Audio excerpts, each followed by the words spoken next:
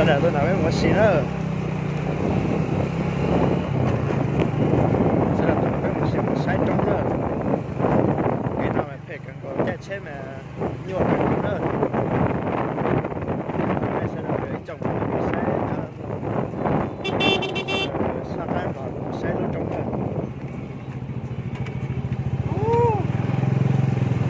Cái thì tì liêu.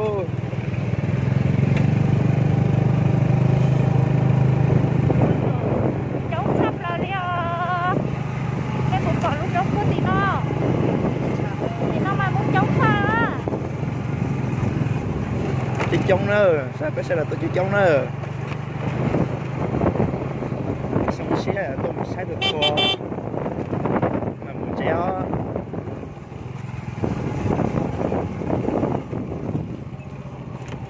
Sao rồi?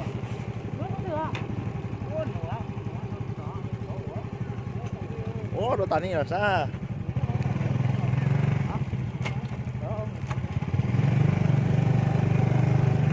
Đúng không? Cái không ngon à. Ok mà thầy càng có nữa nên sau đời một xe nữa. Cái thầy càng có nữa. Cái này sẽ đập cái xe nữa. Muốn mà chống chăm là đi à.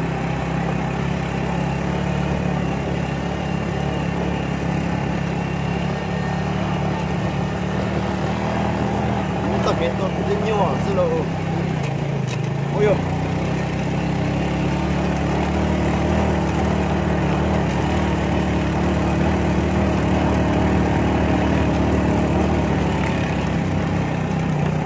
ôi ôi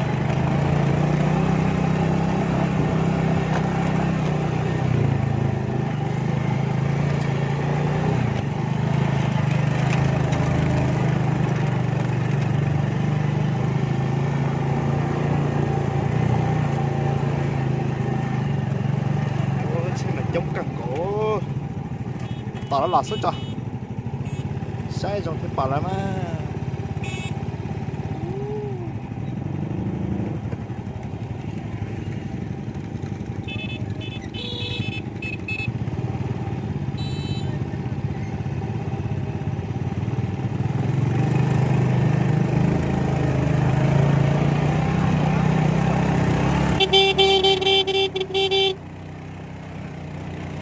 Nhớ về trong về trong nữa cho bây giờ nữa xe mày những tuổi tiền về cho tàu ta thế đó.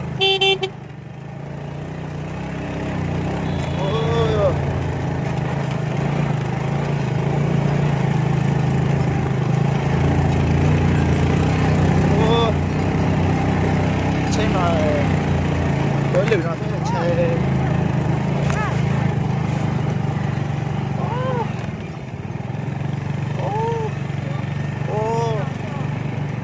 tàu á, tàu á.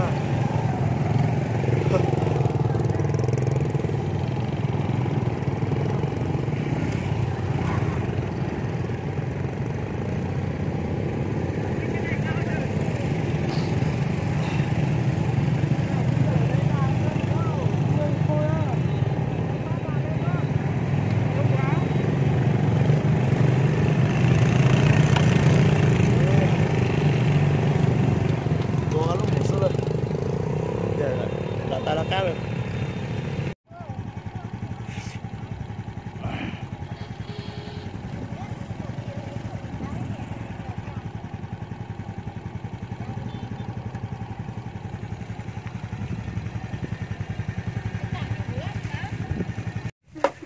Tôi tạt chả nữa, để xin nói với tôi tạt chả nữa, mong chống càng co.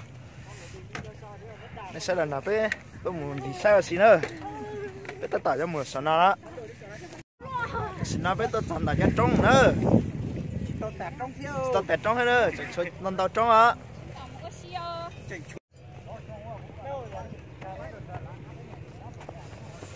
Bà hốt cho trò liêu. Nếu bà tranh ơ. Mong mà chống chát ơ. Bà sợ tên nó đó. Bên nó chỉ mua theo á.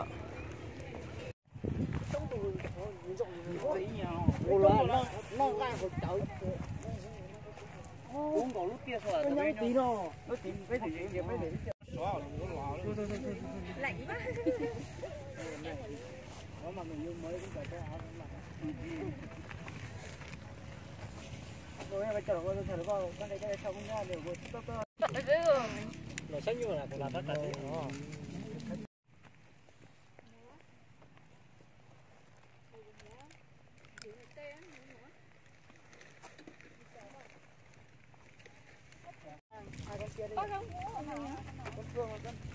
đừng lấy một tí đi xuống dưới kia mới lên lấy.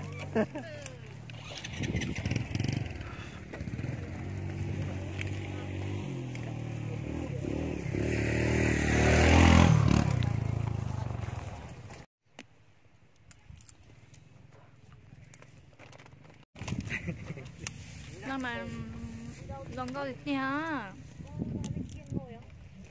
siết hấp là đi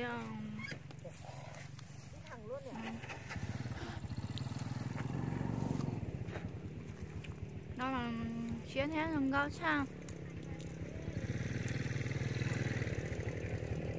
nó thì tôi là tôi từ mùa cứ mùa á.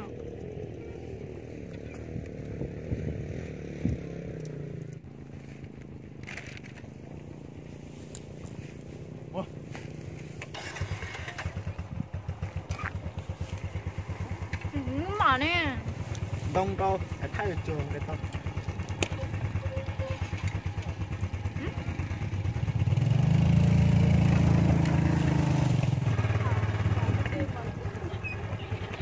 mua cái món tay à nó bị tao chấp là đi la đó mua là mua lấy tay mà tao lấy đóng nghề đấy bé thì to á to mà chạy chào để chống chặt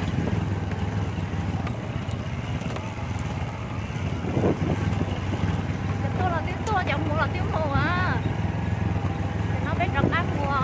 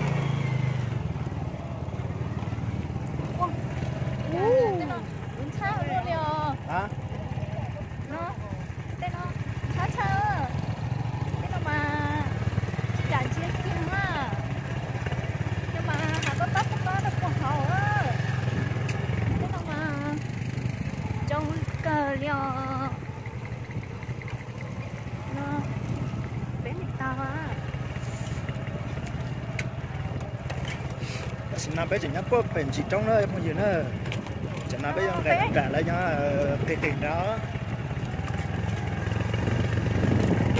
nhá phải nói nó nói tí tao nói bây giờ ra cái là trả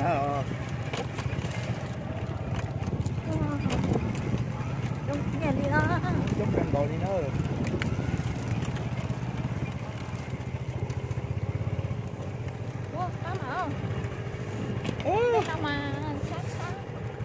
lại trên cái tàu nó này luôn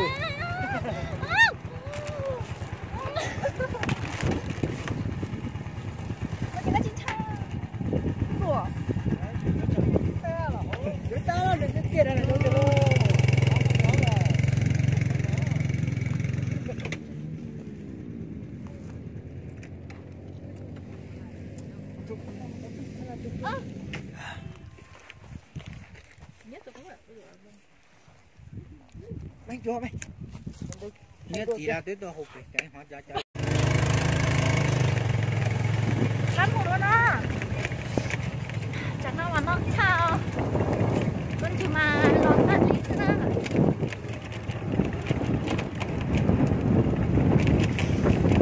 Cho nên một xe đứa trồng thì nó nữa. Cái xe là một xe trồng thì nó là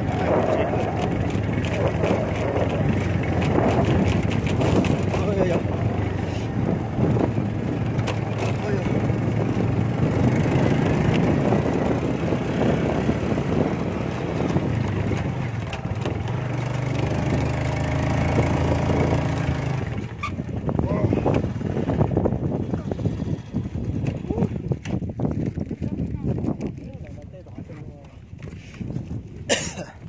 đã nói còn mà bà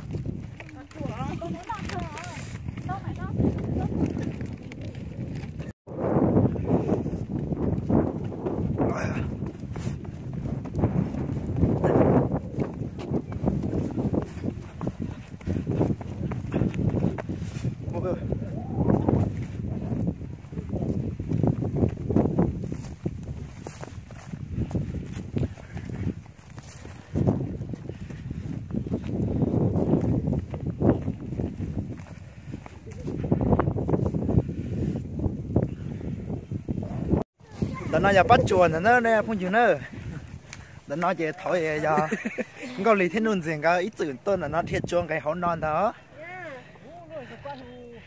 wow nó tắt chặt là nữa cái gì tên này cái tí nước ra cái sao wow tí nước tắt tắt của nó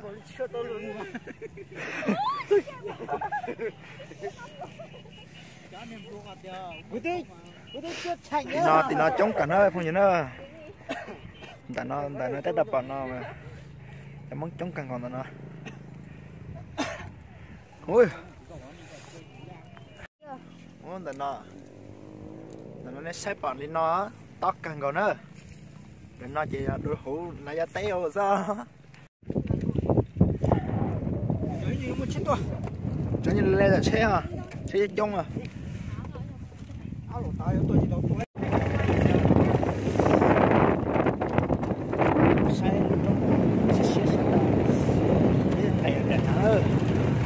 là quá là để to bé quá là phải trong này to đó ôi diệt cái mà nhiều cần to thế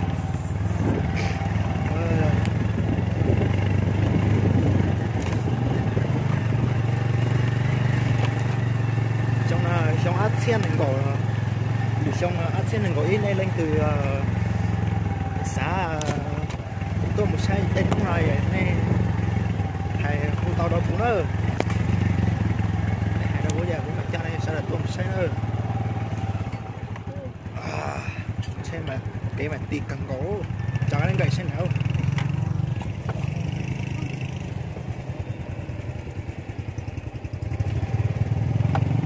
cái mà tiệt cần gỗ chỉ trong dạng chết cái gì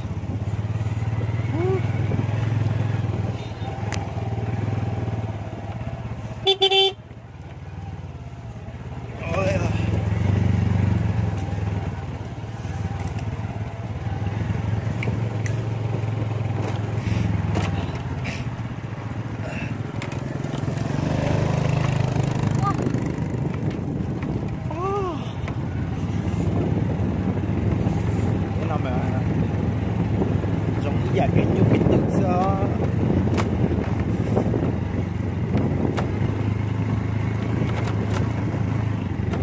tôi phải nói vậy lên từ một lần ngon vậy chắc lần ngon tôi xin nữa sao tự cho tôi giờ phải nói mình trên lần ngon thảo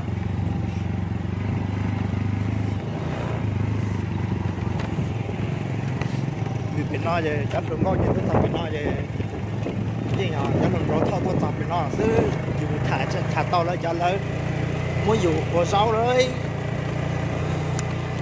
nó bây giờ một xe lúc nó xe hai đứa trong rồi chặt nó cần có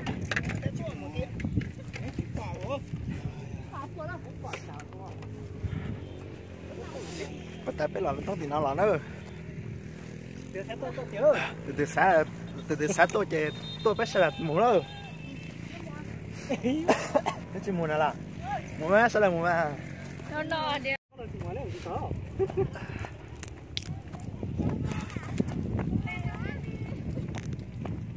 biết sẽ là một sách trống hạ nữa. Đi xong xe sẽ là một xe trong bộ đi cha. Là chuẩn chết chả luôn.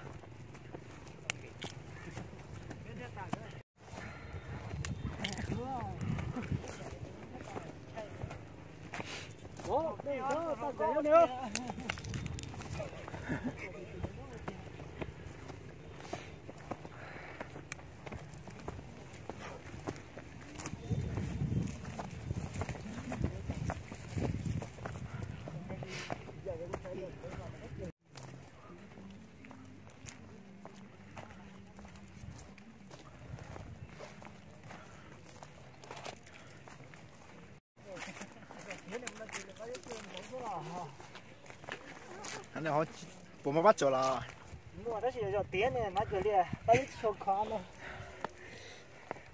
họ trong đó bắt chỗ là cái chỗ chỉ mua này ở đây cũng nó cho tôi luôn bắt chờ được bắt được vậy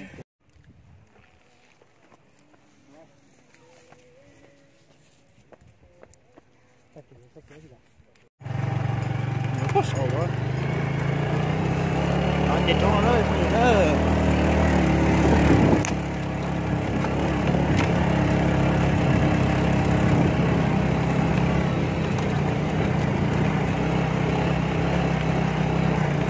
cho là thay là bảo là có gì chồng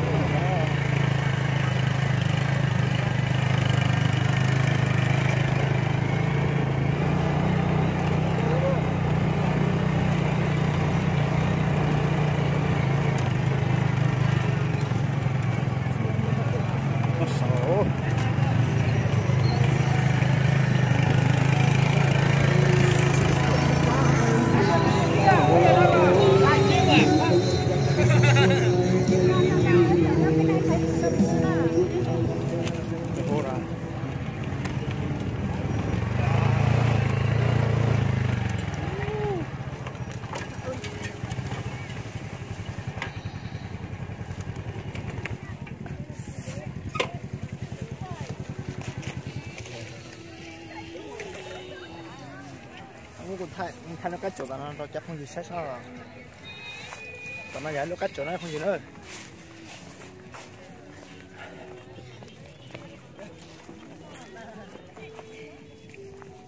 lần này mà nhà cách chỗ thì tiền nữa sai rồi chết mẹ cố được từ bắc ấy không nọ sao đó tao cần còn nữa là sẽ làm nó sẽ trong chả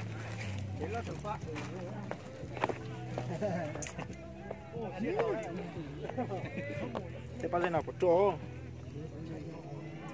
chỗ này chỉ cho cái này cho nó thôi thực hiện sao nữa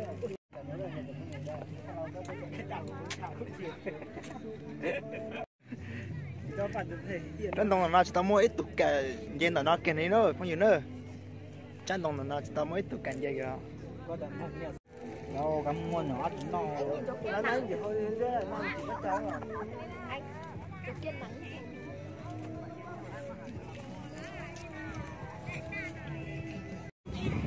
đợt nào lại cho là nó tôi gọi sẽ chấp đã nữa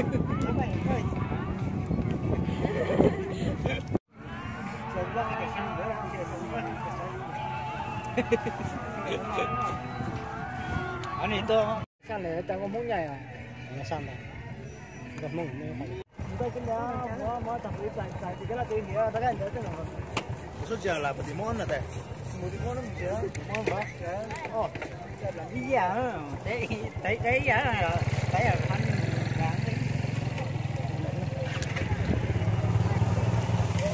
anh mèo á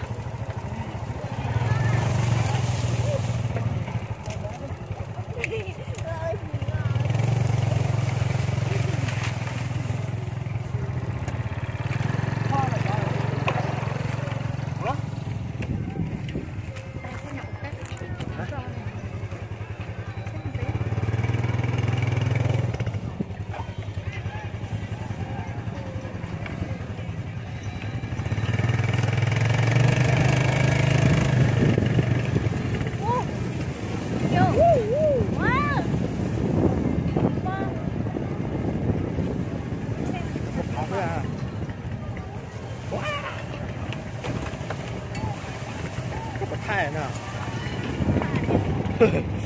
Ui.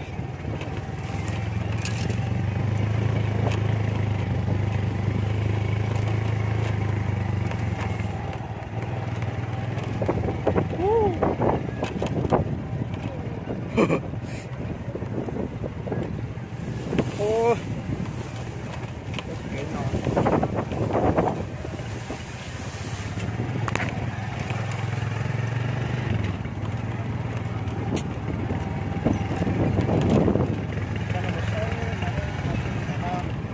Thiệt chiên ơi, nó sẽ thiệt lò dền bóng chó.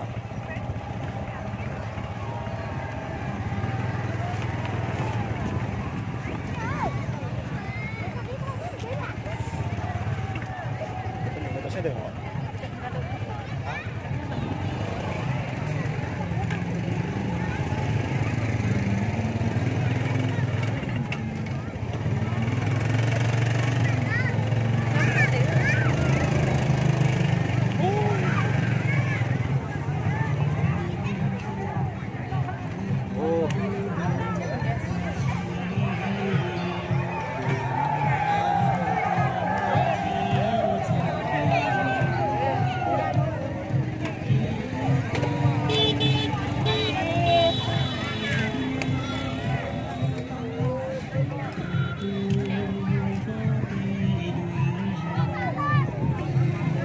Tao là dệt cha.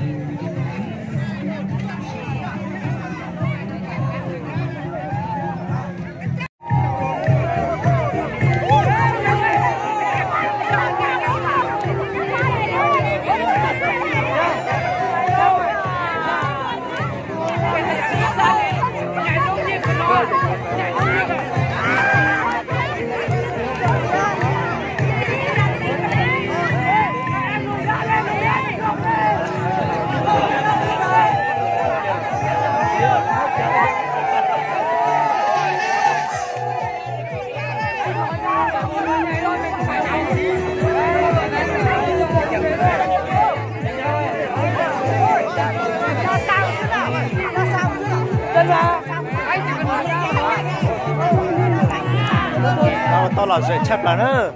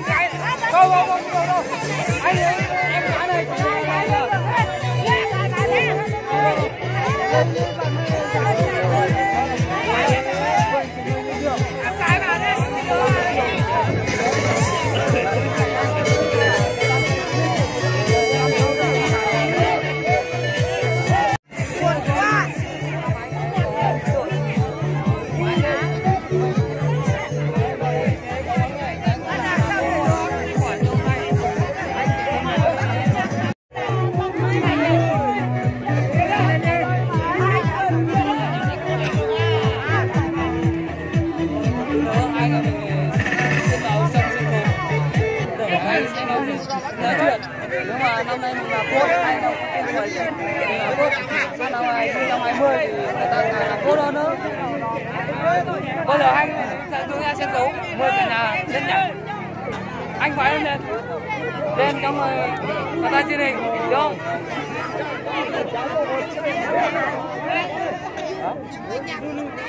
Con gì ơi?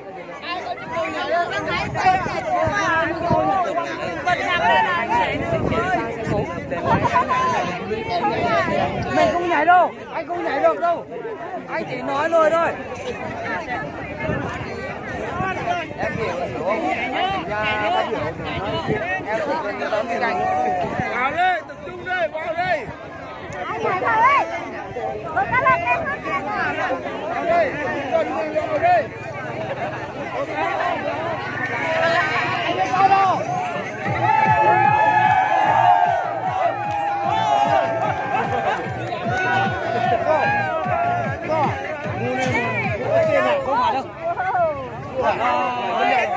Trả lời nói em này vì cắn ăn con để tao như cao nhảy thì với tao clip của mình.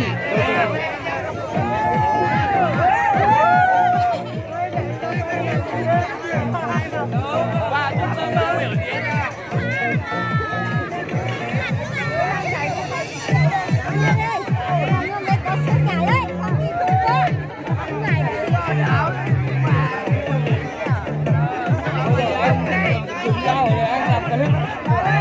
em chỉ cần dùng ra để làm người yêu anh được không? Em phải làm không? Đúng rồi. Thế là hai bố con mình dùng ra để làm được không?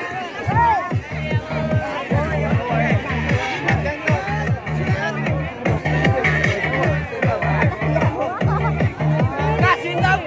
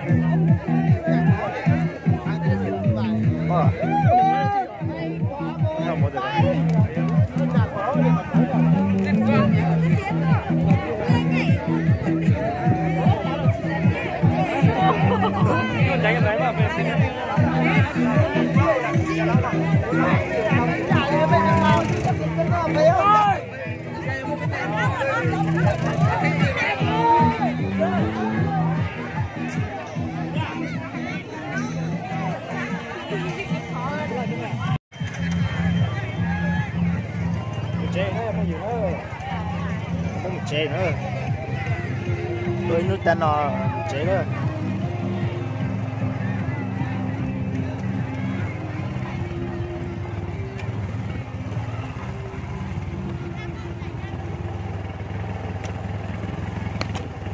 hả tôi cái nào một chút nhiều hắn đó đó xìa là phải trong rồi một nhiều cả nữa bao nhiêu nữa tôi nói là nó xếp chi nó tôi xin nó là ăn được hết chơi một con là nữa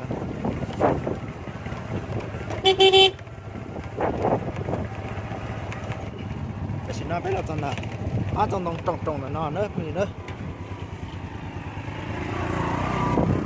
tao nói trong trồng nó là đại hết chơi bây giờ một chế là nữa